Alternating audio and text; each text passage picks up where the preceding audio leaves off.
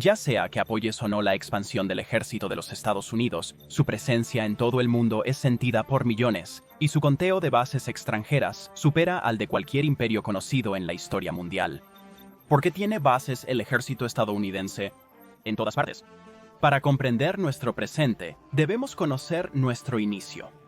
Como nación emergente, los fuertes eran usualmente lo primero que un ciudadano estadounidense veía al adquirir un nuevo territorio, incluso antes que los barrios y el gobierno local. Los padres fundadores entendieron que esta nueva civilización colapsaría si no estaba protegida.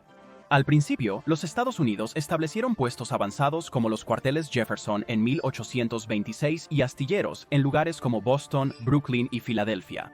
En el siglo XIX, el territorio de los Estados Unidos era tan vasto que comenzó a parecerse a una gran confederación de pequeños países, lo que impulsó a los gobiernos a establecer bases estratégicamente para garantizar la estabilidad interna en todas las regiones en desarrollo.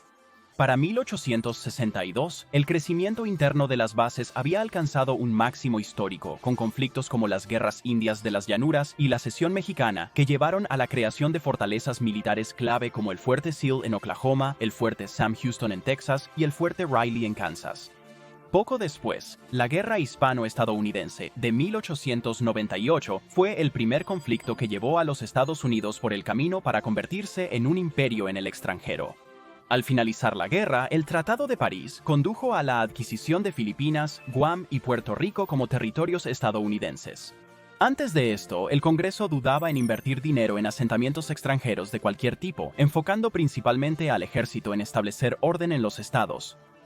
Por ello, casi el 50% del ejército de 200.000 hombres de Estados Unidos era de la Guardia Nacional.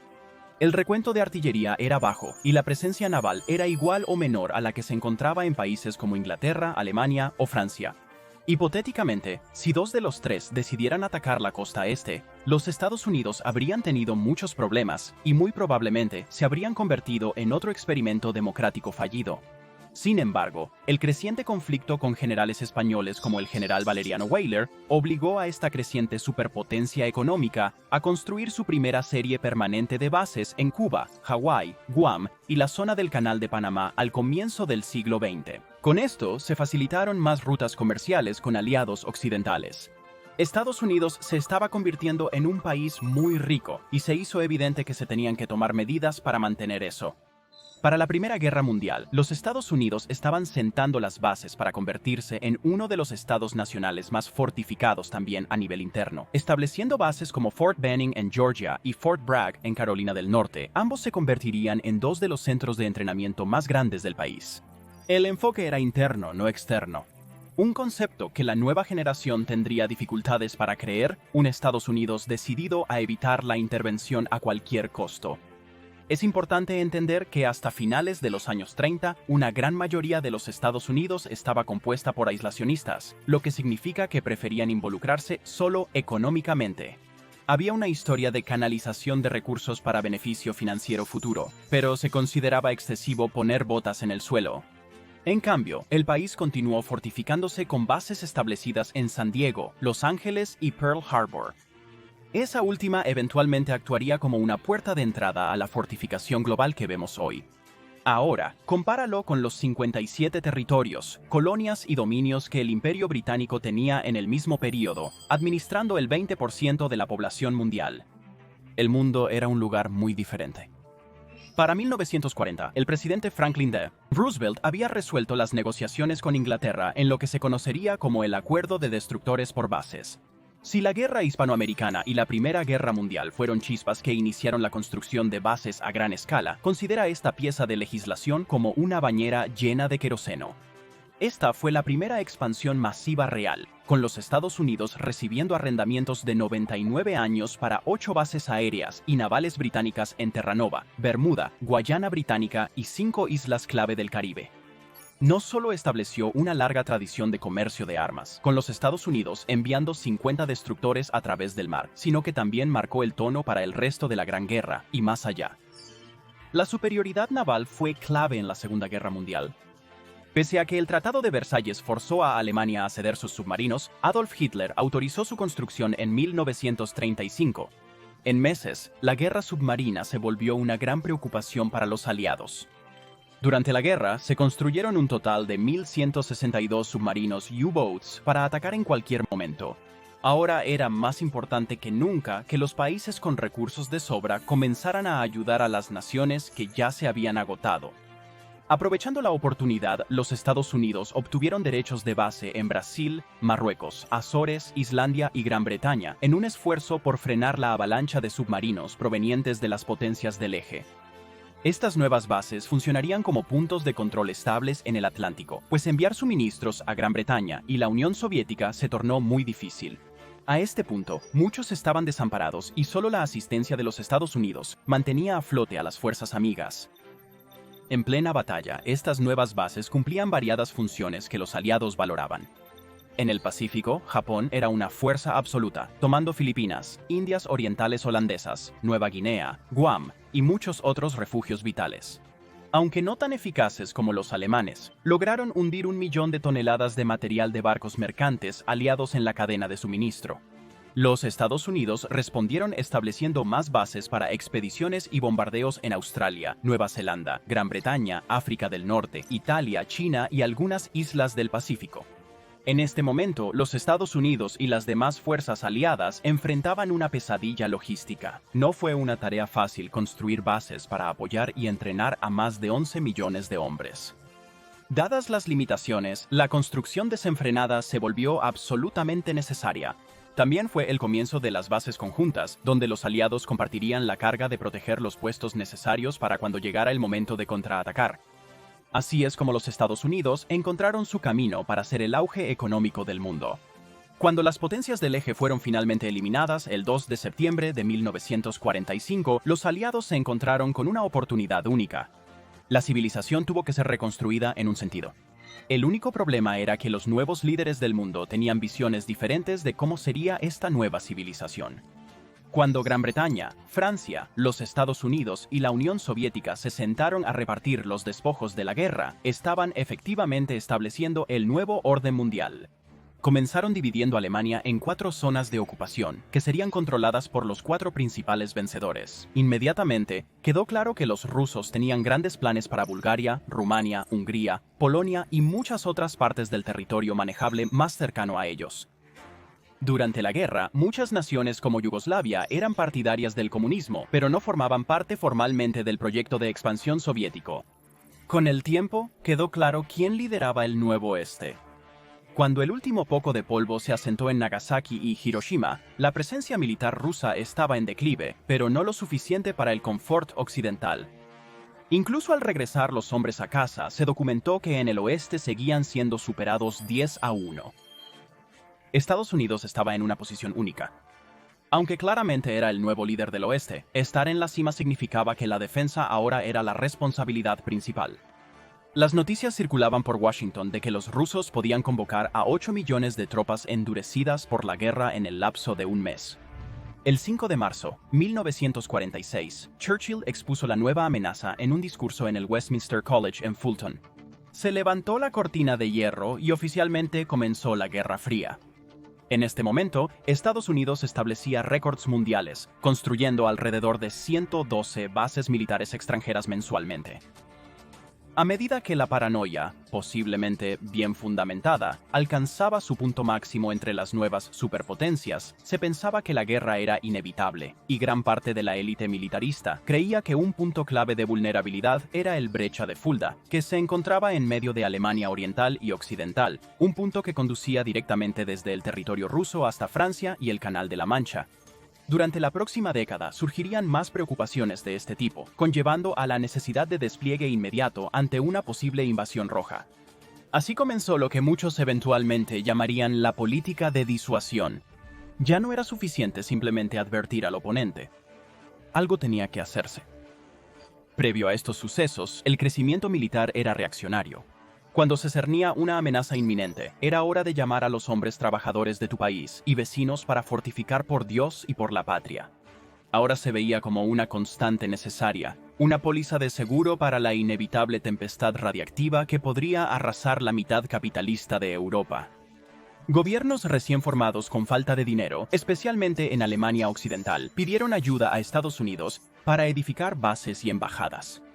En el apogeo de la Guerra Fría, los Estados Unidos tenían más de 200 instalaciones militares solo a lo largo del muro fronterizo de Alemania.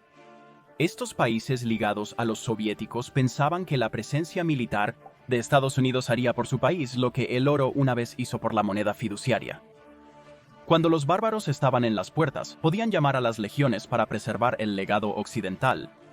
La necesidad en Asia Oriental no era distinta. Las décadas siguientes vieron estallar una guerra en Corea y una alianza fortalecida con Japón. El mando aéreo estratégico de la Fuerza Aérea de Estados Unidos incrementó las bases de bombarderos de 19 a 30.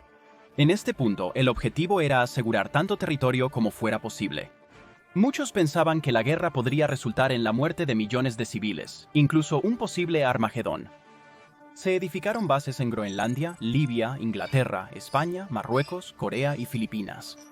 Con la mejora de la defensa de misiles soviética, muchas zonas de lanzamiento se volvieron obsoletas. En 1965, el recuento de bases aumentó por la Guerra de Vietnam, generando grandes proyectos en Okinawa, Guam y Luzón. Esta actividad eventualmente sería referida como la estrategia del imperio de bases. Cerca del siglo XXI, el interés de Estados Unidos y Gran Bretaña en el petróleo alcanzó su máximo. Pocos sabían que una oportunidad parecería caer del cielo. El 2 de agosto de 1990, Irak invadió Kuwait. Le debían mucho dinero a su vecino, y las reservas petroleras de Kuwait eran el premio mayor. Esta invasión desencadenó una ola de instalaciones militares a lo largo del Golfo Pérsico, apoyadas por una coalición de 42 otros países. El aumento de bases resultó útil, si no vital, en operaciones como Escudo y Tormenta del Desierto. Aquí es donde la construcción de bases alcanzó su pico absoluto, pero el fin de la Guerra Fría en los años 90 haría que muchos cuestionaran la necesidad de la participación de los Estados Unidos. Estaba claro qué país se había convertido en el próximo imperio, y el clamor global por el desmantelamiento de las instalaciones militares también estaba en su punto más alto. En este punto, la opinión general era que el gigante global estaba prolongando demasiado su estancia. Sin embargo, mientras que la eliminación de algunas bases fue rápida y fácil, como la retirada de la base aérea Clark en Filipinas o Subic Bay, otras como Okinawa resultarían difíciles. La edad dorada de los Estados Unidos quedó clara. La construcción de bases casi finalizaba. La pregunta era cuántas iban a permanecer, ya que algunas ubicaciones servían y continúan sirviendo como seguridad de la ruta comercial. Hoy, los Estados Unidos han disminuido sus instalaciones militares de cerca de 1.600 a 750 en 2022 según los registros. Con el aumento de la demanda de eliminación de bases en las últimas décadas, el número podría seguir bajando. Existen varias instalaciones militares abandonadas de Estados Unidos que se han vuelto tema popular en Internet. Ejemplos incluyen las fortalezas Maunsell en Thames y Mersey, construidos para defender al Reino Unido en la Segunda Guerra Mundial, el atolón Kalama para almacenamiento de armas químicas y la bahía Sassoon en California, hogar de la llamada Flota de Barcos Fantasma. El abandono de estas bases ha llevado a una variedad de desarrollos, y muchos de ellos han sido menos que positivos. Desde la flota de barcos fantasma contaminando el agua hasta las fugas de residuos en Groenlandia, el éxodo a menudo ha sido problemático para el medio ambiente. Además, hay casos en los que las bases abandonadas se transfieren a entidades hostiles como los talibanes cuando los Estados Unidos retiraron sus fuerzas en ese fatídico julio de 2021. En realidad, las bases han sido entregadas o destruidas desde los años 50, pero es difícil determinar cómo esto hace una gran diferencia, considerando que han comenzado a construir muchas más en los últimos años. Algunos establecen rápidamente un paralelismo entre el Imperio Británico y la expansión de bases estadounidenses, argumentando que ciertos territorios son dominios británicos bajo otro nombre. Las dos naciones se pasaron la antorcha tras la Segunda Guerra Mundial. Es importante señalar que Gran Bretaña todavía tiene 145 bases repartidas en 42 países. China tiene muchas, pero la mayoría de ellas están dentro de los límites de una anexión agresiva, y Rusia tiene 21 estaciones notables. Muchas están en territorios balcánicos y eslavos. Esta es una forma interesante de enmarcar la dinámica, pero la situación parece ser un poco más gris. Aunque se informa que los Estados Unidos redujeron la cantidad de bases, el número de países que albergan bases estadounidenses se ha duplicado de 40 a 80 países en las últimas 3 décadas. Esto indica que la construcción de bases es ahora más organizada, lo que reduce la cantidad de bases necesarias para lograr los mismos objetivos. Eso, o tal vez las cosas no están tan organizadas como una vez pensamos. Al pensar en la cantidad de bases futuras en los Estados Unidos, hay tres factores principales que inevitablemente jugarán un papel clave: opinión pública, seguridad económica y transparencia gubernamental. Actualmente, el realismo defensivo parece ser la tendencia favorita en la mente estadounidense. Los costos de vida continúan aumentando y el Congreso está comenzando a dar tanta ayuda a los lugares de conflicto. Hay aumentos en los informes de áreas densamente pobladas sobre la falta de salud y seguridad. Si los estadounidenses tienen más intereses domésticos, la marea podría cambiar en la dirección contraria. Quizás comenzaremos a ver más desarrollo de bases en los estados para lidiar con el aumento de la inquietud pública, como en el siglo XX. El liderazgo y metas del partido serán inevitables. Dicho esto, el dinero habla. Las finanzas siempre tendrán un rol en el ámbito mundial.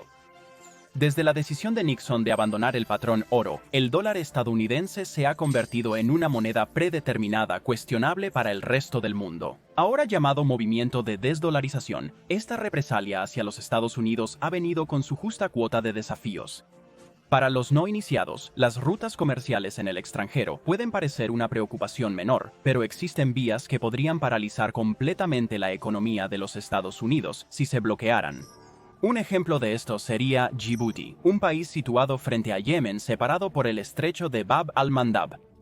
Este camino de 28 kilómetros de ancho es la única forma de llegar desde el Mar Rojo hasta el Golfo de Adén y es el segundo después del Canal de Suez para transportar recursos valiosos, específicamente petróleo, lo que significa que, si se eliminara esta ruta, se perdería una cantidad casi incalculable de riqueza. Por esta razón, es un punto de interés para las bases pertenecientes a ambos lados del pasillo, incluyendo a los Estados Unidos, Italia, China, Francia y Japón. Los Estados Unidos nunca renunciarán a su base en la capital ni a ninguna otra ubicación rentable. Esto nos lleva al tema de la transparencia. La verdad es que probablemente nunca sabremos con exactitud cuántas bases existen. El siglo XXI revela que el gobierno de los Estados Unidos no está muy interesado en compartir información. Además, aunque sean auditados, hayan maneras de complacer la consulta pública si no poseen una respuesta definida. Muchos ciudadanos sienten que se les mantiene en la oscuridad sobre las operaciones extranjeras, aparte de las filtraciones ocasionales. El Pentágono recientemente compartió la cantidad de bases extranjeras activas usando la base de datos del autor David Vine. Esto significa que el gobierno no puede llevar un seguimiento de cuántas bases están establecidas en todo el mundo o utilizan estos registros para ahorrarse la carga de eliminar bases de sus propios registros personales. En resumen, es probable que Estados Unidos siga financiando o imponiendo acuerdos para la construcción de bases. Si la diplomacia continúa fallando, parece que la presencia militar es la mejor apuesta del país para mantener el orden. Es muy probable que la construcción aumente tanto en territorio nacional como extranjero para gestionar a la población aquí y en el extranjero. Gracias por ver.